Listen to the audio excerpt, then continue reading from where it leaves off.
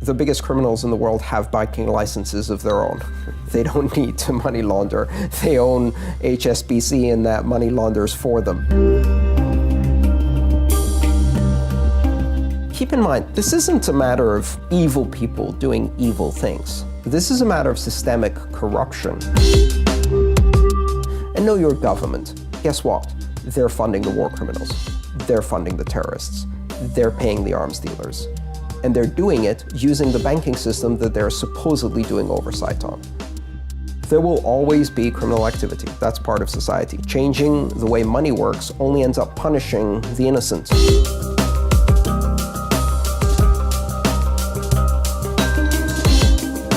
If the government can watch everything you do, if they can watch every time you spend money, their ability to control your behavior is enormous. And it will put people at the mercy of a system in which, at a flick of a binary switch, you can become a non-person. Went to the wrong website, attended the wrong protests, associated with the wrong political party, expressed support for the wrong idea, off. You no longer exist. That's scenario A.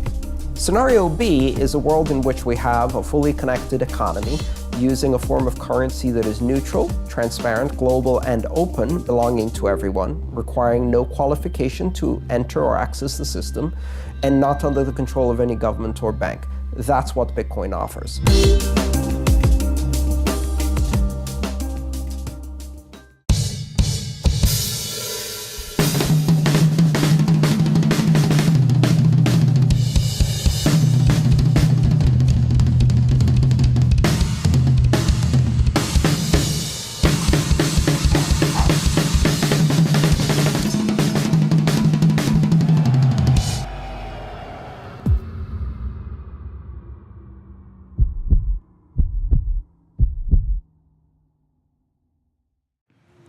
This week on the show, we have Andreas Antonopoulos, one of the most well-respected figures in the world when it comes to Bitcoin and cryptocurrencies. He spends 365 days a year traveling the world, talking about this technology. He's been on the Joe Rogan Experience 4 different times.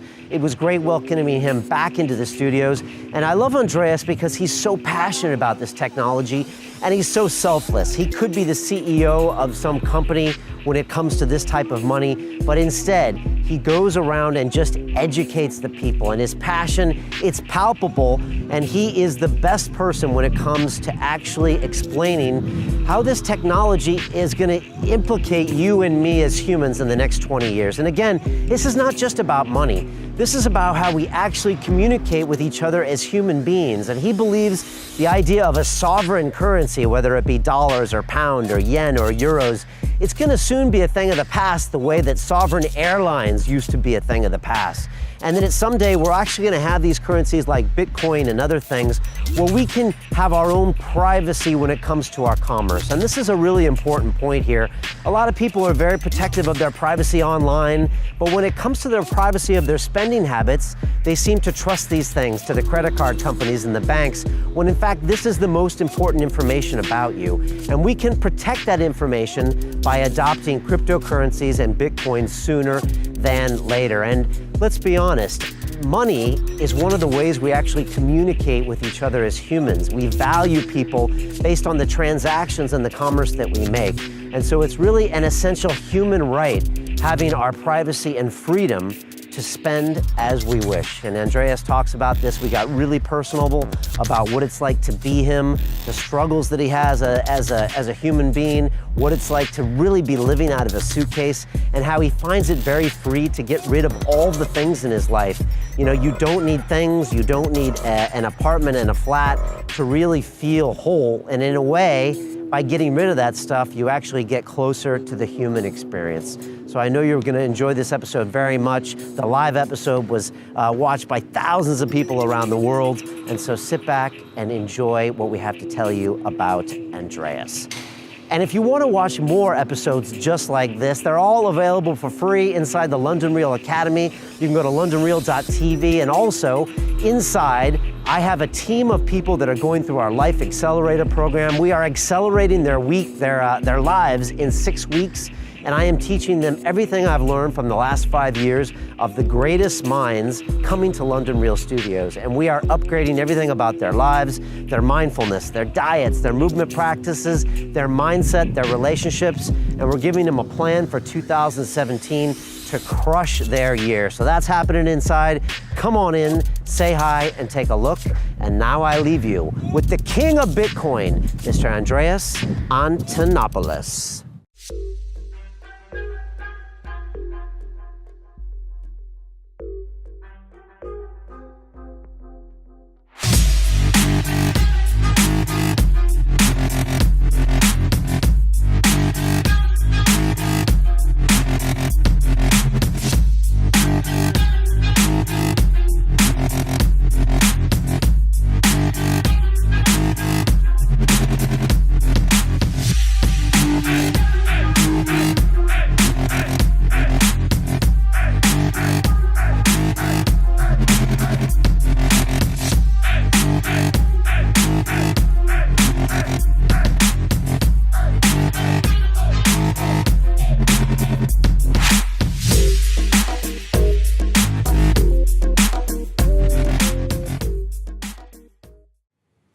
This is London Real. I am Brian Rose. My guest today is Andreas Antonopoulos, one of the most well-known and respected figures in the world of Bitcoin and cryptocurrencies.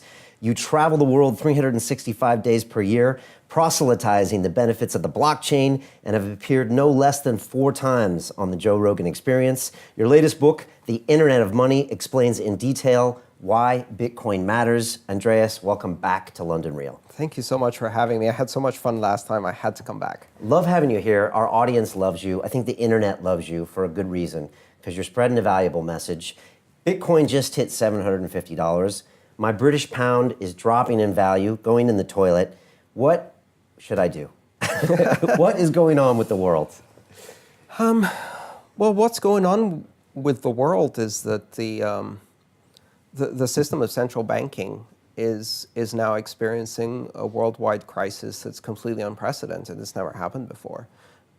You have, I think, about $25 trillion of bonds that are now negative yield, several interest rates that are negative, and dozens of central banks around the world, currency crisis after currency crisis. Right, and negative interest rates, for people that don't know, means that you give them money. And to hold your money. To hold your money. So you pay them interest to hold your money. Yes. The opposite of anything we've known in the last few hundred years, or ever, really. Yes. In fact, orthodox economics used to say that negative interest rates are impossible and you shouldn't even approach the zero bound for very long. And yet now you have more than 20 central banks at the zero bound, some in negative interest rates. You know, I sometimes start my talks and I say, I'm going to talk to you about a radical monetary experiment. And everybody thinks I'm going to talk about Bitcoin. And I say the radical monetary experiment is that more than 20 central banks have their interest rates at negative. This has never happened before.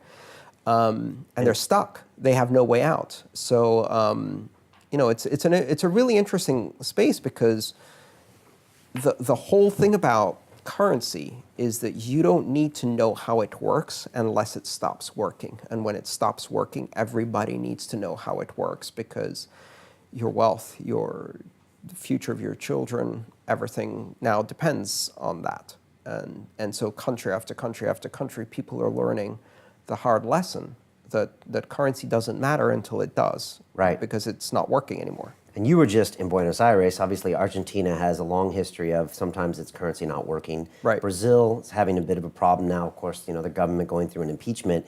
And I heard you also mention, you know, Britain and Brexit and the pound in that same sentence when you were talking to Rogan. And it shocked me. And then I realized, wait a second, our currency is down, you know, 20% on the year, which for a G7 country is shocking. Yes, although it's not representing the same problems that you see in places like Brazil or Argentina, or now also Venezuela, Zimbabwe again. These places are suffering, in many cases, from hyperinflation. And they're suffering from an overabundance of debt, where it gets to the point where the interest rate payments on the debt are overwhelming for the budget of the country. Sure. So it's not just about repaying the debt. You can't even make payments in the interest. It's like when your credit cards snowball, where the minimum payment on your credit cards is now so big that you're using a credit card to pay the minimum payments on the other credit cards, and that's the last spiral, right? Right. Britain isn't really in that place. I think it's more of a short-term shock because of the unexpected outcome of the Brexit vote and uncertainty about how the rules will work once Britain is no longer part of the European Union. So, right. But it makes people who normally wouldn't even bother understanding what a currency is all about. It's the pound. It's always been there. It's always roughly 1.5 to the dollar. But now when they now go try to buy things, or they're wondering why property values are going down or these things are happening, now they have to look at a hard look in the mirror and start asking themselves, like, what is a currency? right. And then what is Bitcoin, and what are some of these other options? Right. And, it's as I said, it's a short-term shock of confidence, not a long-term and almost permanent loss in confidence, which is very hard to recover from. Once the people no longer believe that the currency will have value tomorrow because it hasn't or it's collapsed in the past, reestablishing that trust is very, very difficult. And you see that in places where that cycle has broken again and again and again. Zimbabwe just started printing its own currency again. For the last 7 years or 8 years, they haven't had their own currency. They trade in foreign currencies because their own collapsed so dramatically.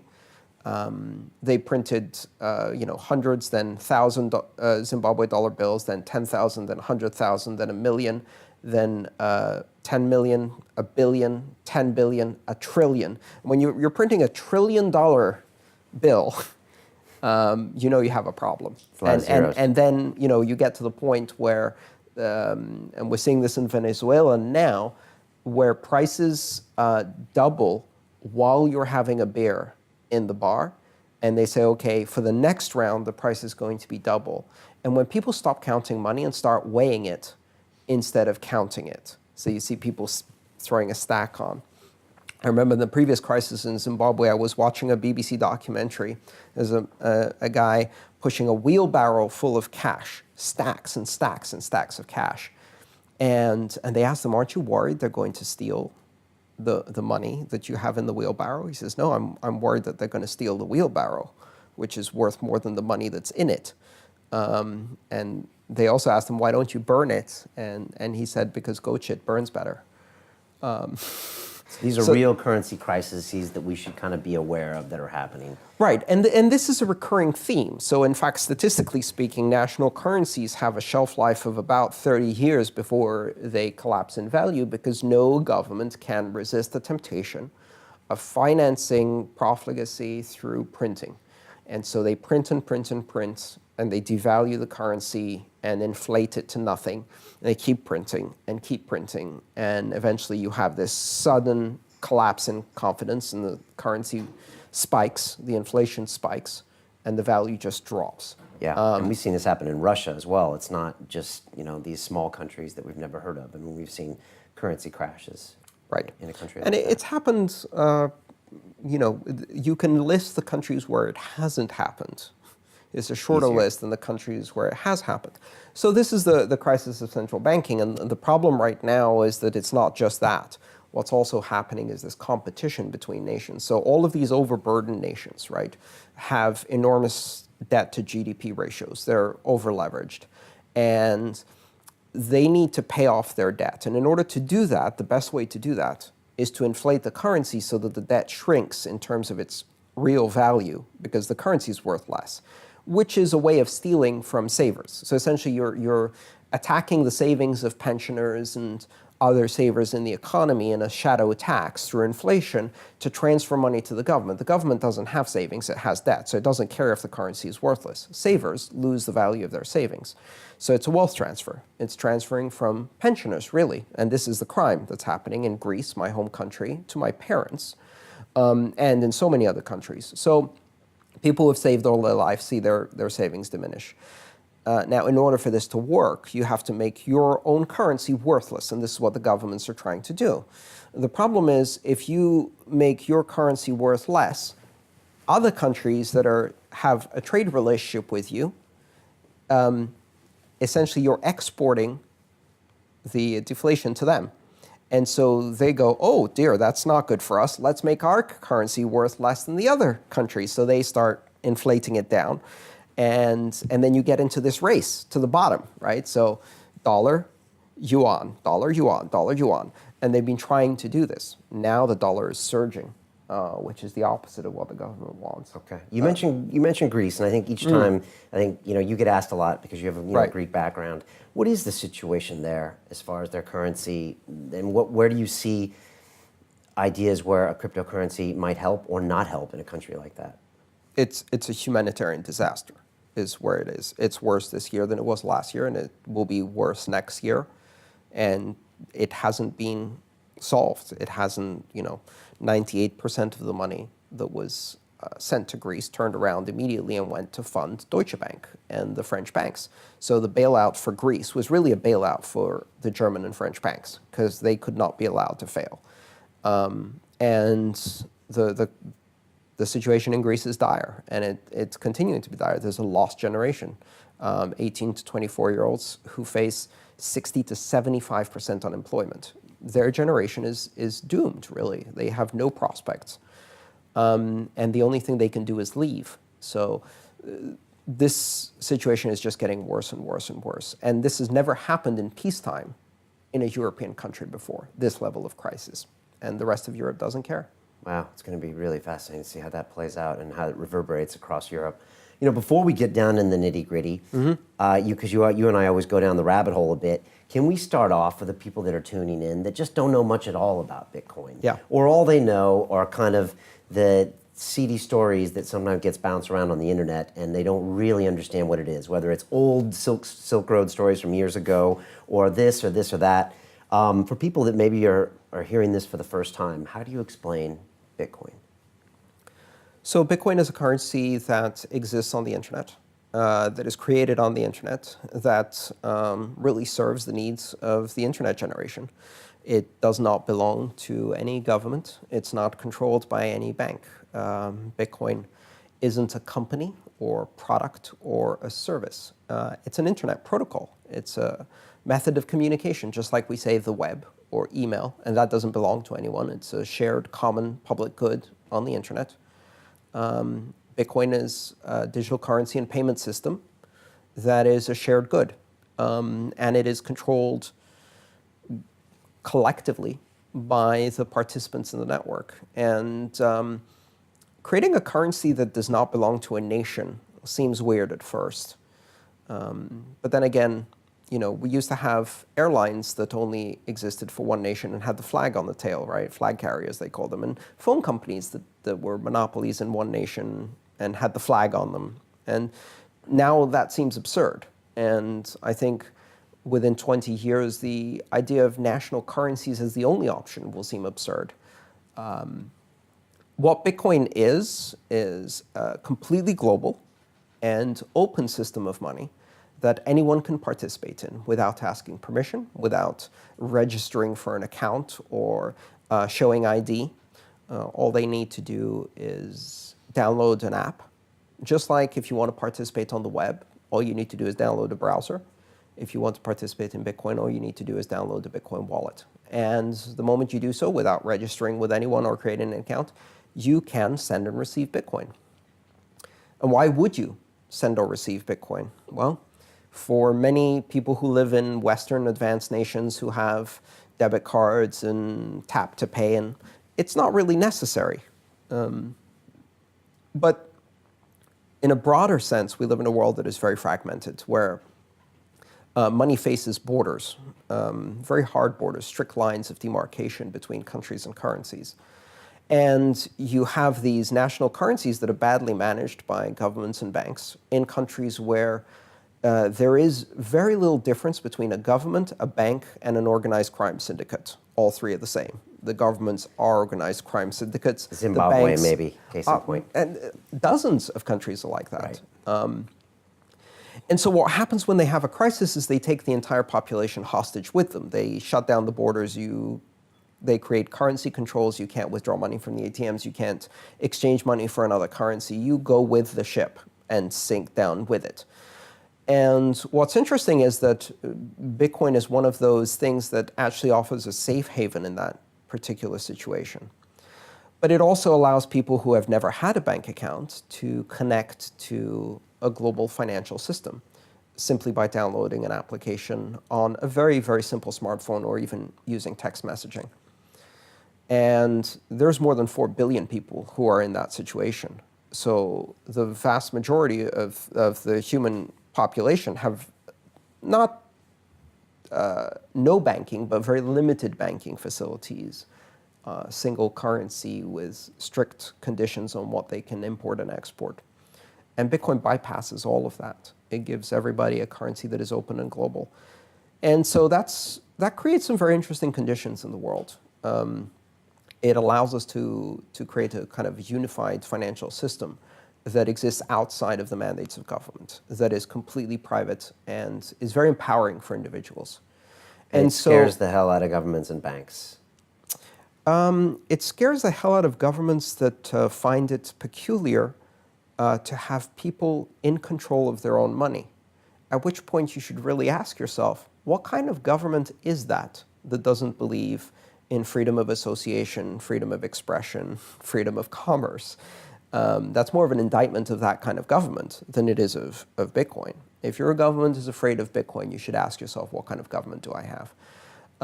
Most liberal governments are not afraid of Bitcoin. They see it as an opportunity for growth and jobs, and they call the industry fintech, the cornerstone of technology. And in fact, they should see it that way. Fintech, yeah. This is one of the things that can compete with banks. And banks really need competition, right? They're way too comfortable with their power and established systems, right? So we're in probably the global financial center for banking, second or maybe the same as New York City, but we have a lot of international currency trades here in London. Yes. We're pretty much in the center of fintech because we're in Shoreditch, which is where technology always started here because of the cheap rents. So I've interviewed countless fintech CEOs in here that are trying to disrupt the pension market, I've had TransferWise in here, their CEOs, trying to disrupt currency exchanges in banks by going peer-to-peer. But the funny thing is that a lot of them stay away from Bitcoin. Yes. And at the same time, and I'd love to hear your thoughts on it, sometimes the banks dip in a little bit. And as I know you've said before, they'll say, oh yeah, well, we don't want to talk about the Bitcoin, but we want to talk about the blockchain. And they kind of, I don't know, maybe choose and pick based on politics or, marketing, or I don't know. What am I seeing flush out in those movements and those ideas?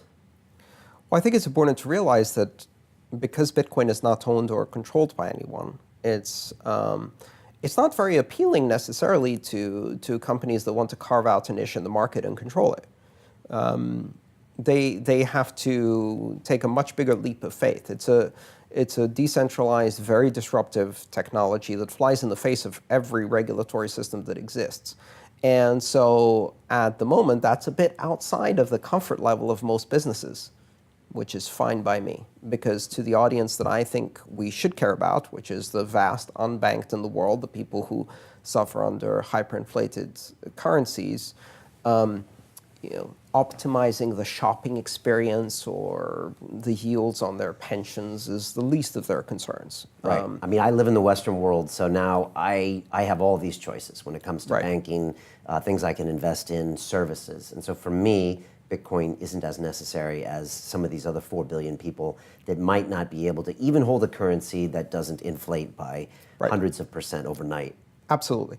And you have the freedom to trade in any currency you want, to trade on any stock exchange in the world you want, and you can do that any time of the day or night you want. And your government is not confiscating your bank accounts, is not setting limits on your ATM withdrawals. But, that may change.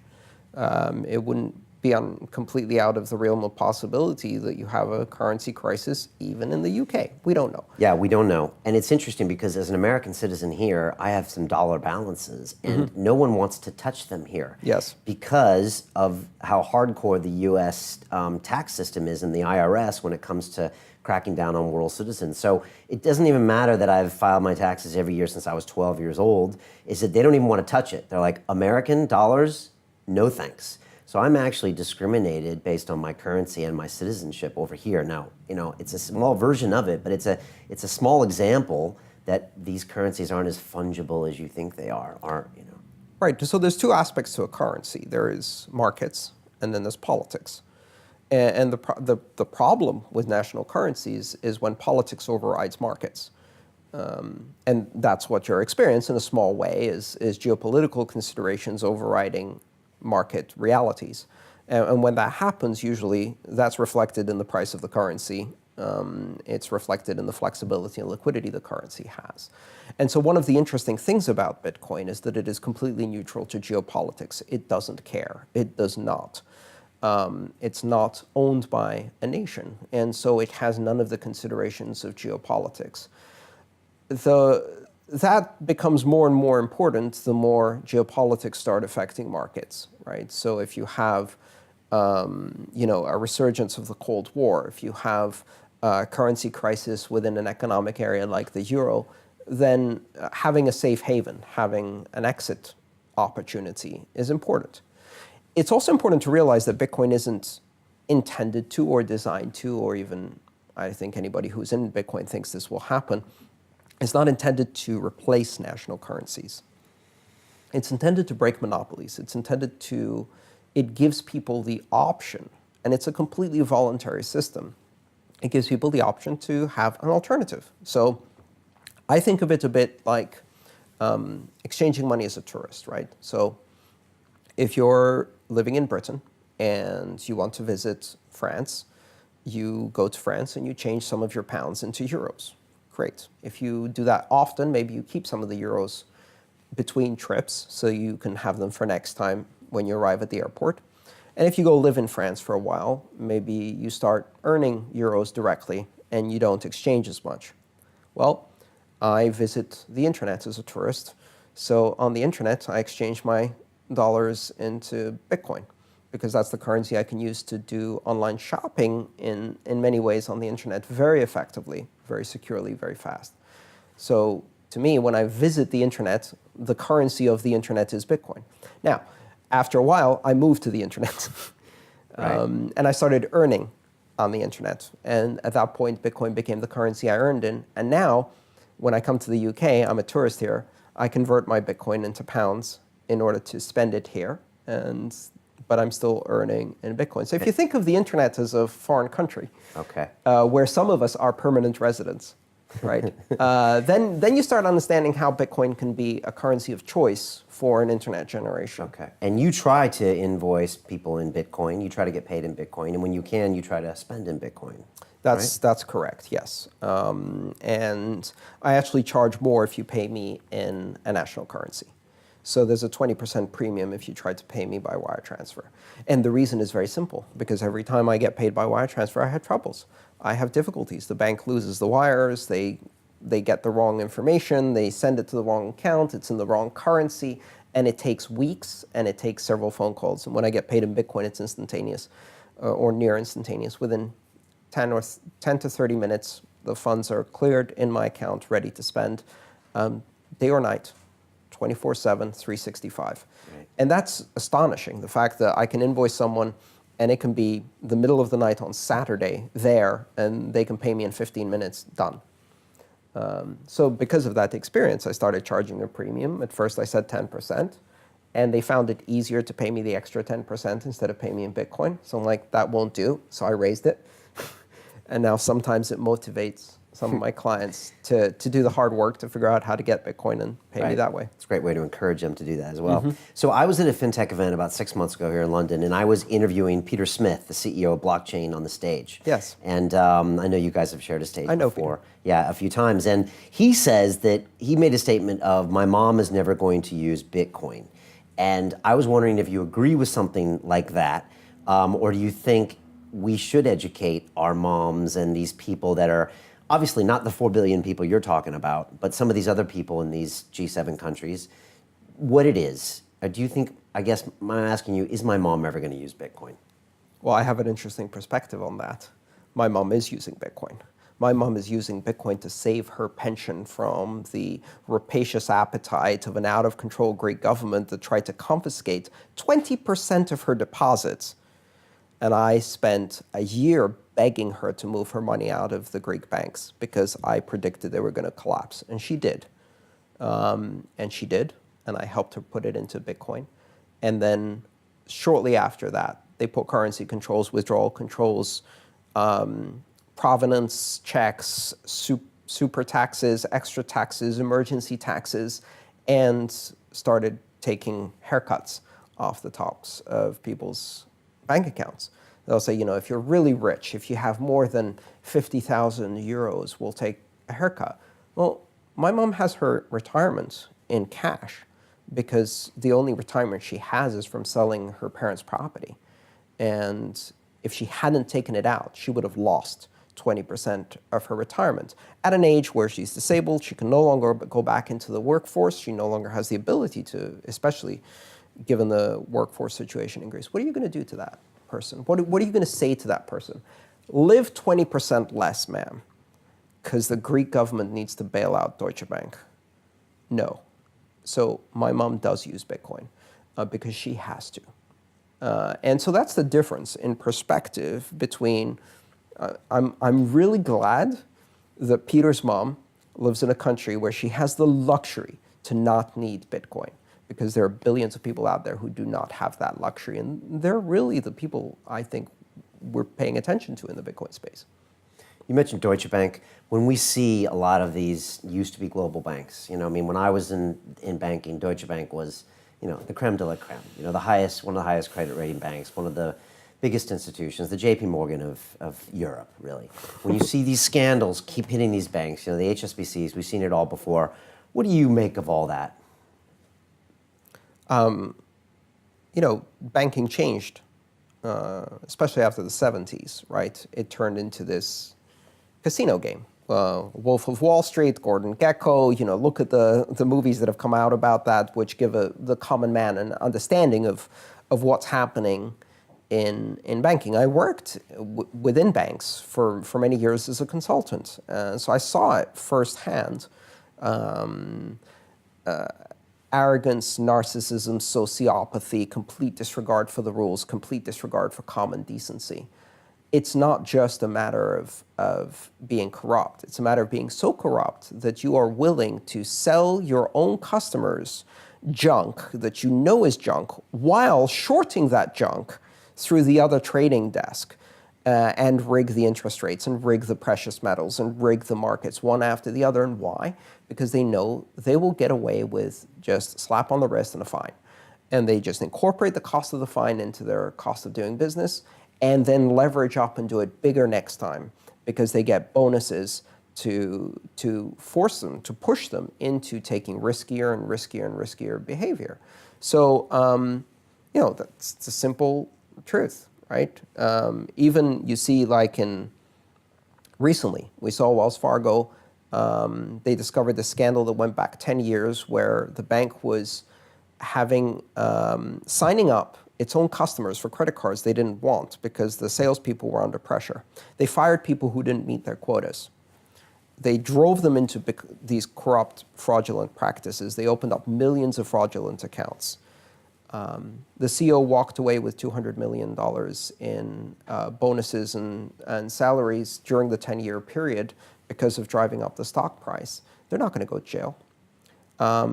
They actually fired 5,000 of the lowest paid employees in their bank to scapegoat them. And meanwhile, the head of the department walked away with another $150 million bonus, I think. And so the bottom line is the regulatory system in banks is broken. It's completely captured by the banks themselves, and it doesn't serve in any way as consumer protection. And this culture is broken. And the issue isn't just that they're defrauding customers. The issue isn't just that they're gambling. The bigger issue is that the entire financial system is now an extremely fragile, interconnected edifice that is rife with corruption. The whole system is just completely full of corruption. And it's it's at a point where it threatens the stability of the world economy, right? So encouraging these kinds of behaviors or failing to discourage them has led to a system that is now a threat to the global economy. Okay. And Bitcoin isn't going to save us, right? It's not. It's not ready. It's not advanced enough. We've got a much bigger problem than any solution we have right now. Right. And when Trump now takes his Secretary of the Treasury, ex-Goldman Sachs. Of course. What do you think of that? Well, I mean, is anybody surprised? I don't know if anybody actually bought that that ridiculous platform Of anti-establishment, no yeah, more business as anti-establishment, usual. drain the swamp. I mean, come on. Is a billionaire going to be anti-establishment? Let's be serious. Of course he picked Goldman Sachs to run Treasury. How else? And Hillary would have done the same, right? So nothing changes. This is, as I've said many, many times, the election choices facing Americans were a choice between blue Goldman Sachs and red Goldman Sachs. You can choose the color, but Goldman Sachs is still going to be in charge, and if you think your vote is going to make a difference, you're a fool. There are two ways to express power in this world, voice and exit, as my friend Balaji Srinivasan says. And when voice is no longer sufficient, and sometimes even when it is, exit is a more powerful expression. And exit means get your money out of the system, get yourself out of the system, and reduce your exposure to the ridiculous system as much as you can. Bitcoin is a means to switch from expressing power through voice to exit. And I think that's a really powerful way to do it. Now, does working at Goldman Sachs once in your career make you now not suitable to be Secretary of Treasury? Just to play devil's advocate here, I mean, does it mean that some of the smartest people in banking shouldn't be in that position to know what's up? But it's not just once. These are consummate careerist bankers who have been in and out of the system at several different stages. He wasn't just a Goldman Sachs banker. You look at the previous parts of the resume, and who are you going to get to drain the swamp? The swamp dwellers? They're not going to do the job, right? And keep in mind, this isn't a matter of evil people doing evil things. This is a matter of systemic corruption, because the system itself is geared towards corrupting those who participate, and corrupts them in a very subtle ways. They start believing certain assumptions, right? What's good for Wall Street is good for the broader economy, that without these ways of doing things, we wouldn't be successful, or we wouldn't produce growth, or whatever. So it's not as if bankers are evil. Most of the people who work at banks are really nice people. They're really smart people, and I've worked with many of them, and they're really nice. But if you put them in a system that encourages the worst of human behavior, and that's how you get the bonuses, and that's how you keep your job, people gradually start rationalizing, and they rationalize and rationalize and rationalize and become part of the system. And no better than senior executives or managing directors at Goldman Sachs. I mean, they can't see the forest for the trees. Right. Yeah, it's been indoctrinated. I know, I grew up in that culture since I was 21, 22. I went to Wall Street, I got handed the phone, and for the next 6 months, I got shown how it was done. Part of that included we try to, rip as much money out of every trade as possible. That's what you try to do. That is the mentality of Wall Street. And maybe any other capitalist system, but there it just can get really out of hand really quickly. And risk-taking as well. I mean, banks started off as institutions to hold deposits. Right. And in the 70s, like you said, in the 80s, they morphed into these casinos. Well, it was the Glass-Steagall Act. Yeah. It was repealed by Bill Clinton. Yeah, and that was the beginning of the end. Yeah, and that made it even worse. But before that, people were taking these balance sheets and just putting these huge bets, because that just seemed to be the convenient place to do it at the time. Oh, this is the bank, has all these bonds. Well, let's quadruple up and see what happens next. And when I was there, you got paid an annual bonus on how much you made. Now, if you lost a lot of money, you might get sacked, and then you'd go work for Bear Stearns. And then if you made a lot of money, you would get a chunk of it. And so it's in your interest to take a lot of risk. Right. And so that's, like you said, the way people grew up. It's systemic corruption. It's corruption through the system, through a system of perverse incentives. And no one is impervious to that. It's not a matter of individual failing of morality. It's that the system is geared towards producing these outcomes. And as long as you don't change the set of incentives and organizational structure, these are the outcomes that will be produced. And the regulators are part of the same system that produces these outcomes. And nothing changed. The Great Depression of 2008 is still ongoing. And if you want to check with the new Secretary of the Treasury, the first question they should ask them is, how's the economy going? And if they say the economy is growing and improving every day, they are completely out of touch with what's really happening in people's lives. Because the people who elected Trump would say the economy is a complete mess, right? Why? Because there's two economies. There's two economies. There's the economy that the hedge funds live in, because these aren't even banks anymore, they're hedge funds. And then there's the economy that everyday people live in all of the Midwestern states that elected Donald Trump, or that screamed for Brexit, or that are going to maybe elect Marine Le Pen in France, or,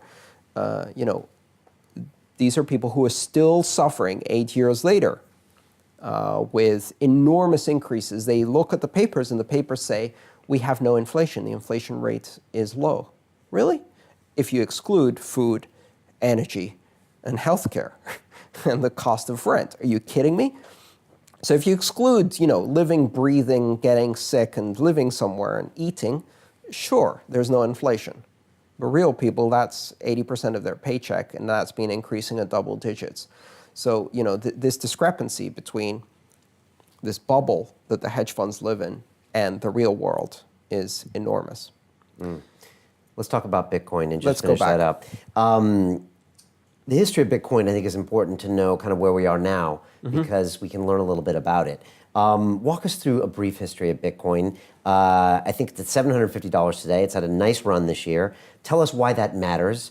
And second of all, I want to quote you one time. I think you said this at a Wired Money conference maybe this year or last year, where you said, Bitcoin, it's not slow jazz, it's punk rock, deal with it. As in, it's something that is, I guess, maybe emerging and new, that we're not as familiar, or maybe you can explain exactly what you meant by that. Well, that was a reference to the banks that are trying to sort of smooth the rough edges off Bitcoin and repackage it as the blockchain. So, Bitcoin is open, borderless, neutral, censorship-resistant, international money that is not subject to banks and governments. And what the banks want is they take one component of that, which is the blockchain technology, and they say, great, can we take this and turn it into a system that is not open, not borderless, not global, not neutral, not censorship-resistant, and completely controlled by banks? No, you can't. And what you want to do is bring in the creative. It's like when they try to do innovation, right? They bring in the creative genius and they say, we love your ideas. We love how independent and creative you are. Now, cut off the ponytail, shave, take off the leather jacket, put on a suit, sit in front of our board, and compromise until you're an empty shell. and then they ask, why is innovation failing within our company? Why? Because you kill it the moment it walks through the door. And this is the same thing with Bitcoin. They want Bitcoin for all of the things, except for all of the things that it is, right? They want blockchain as long as it doesn't do any of the things that the Bitcoin blockchain does, which is empower individuals to get free of the control of banks. And so it's ironic. And that was the essence of my message. Now, in terms of the price and the history of Bitcoin, I think it's really important to not focus on the price itself. The price is important in that it determines the amount of liquidity, the amount of economic activity and investment. Sure, absolutely. And I see a very clear correlation. Every time the price goes up, I sell books, I sell conference engagements, I get more hits on YouTube, all my metrics go up, right? So in some ways, I get kind of whiplashed back and forth because of the price. But the really interesting history of Bitcoin is in the development of the technology. As a technology, Bitcoin has been going through this growth phase very similar to where the internet was in the early 90s. So the core technology maturing, getting more and more robust, getting more and more secure, every attack strengthening the system. recovering from attacks and then getting stronger and more immune to the next attack, and that cycle repeating over 8 years. Something astonishing is happening here. You have a global currency that is not only worth $12 billion in total market now, but has been creating economic activity every 10 minutes, which is the heartbeat of Bitcoin, the blockchain.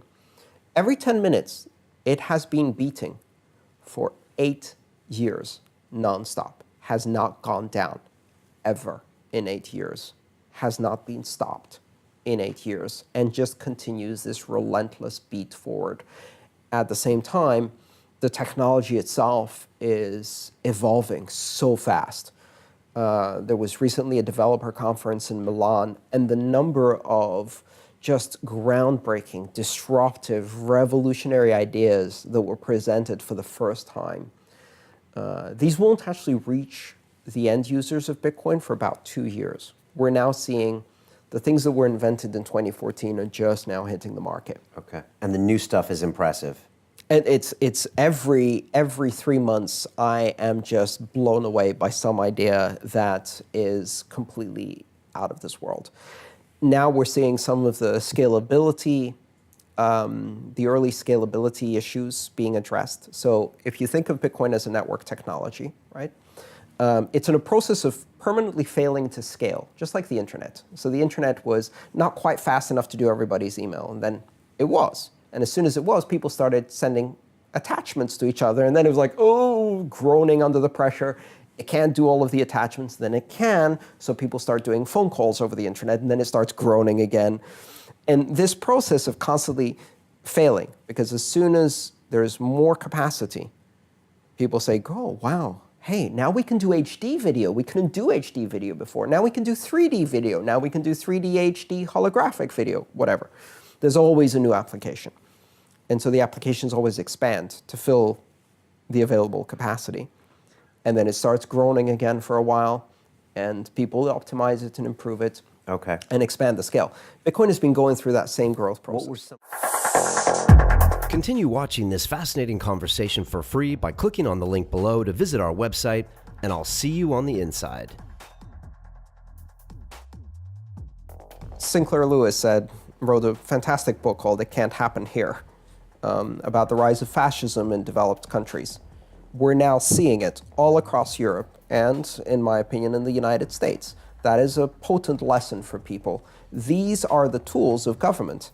And when you give these tools to government, you have to assume what happens if you have a bad election. We just had one in the US, in my opinion.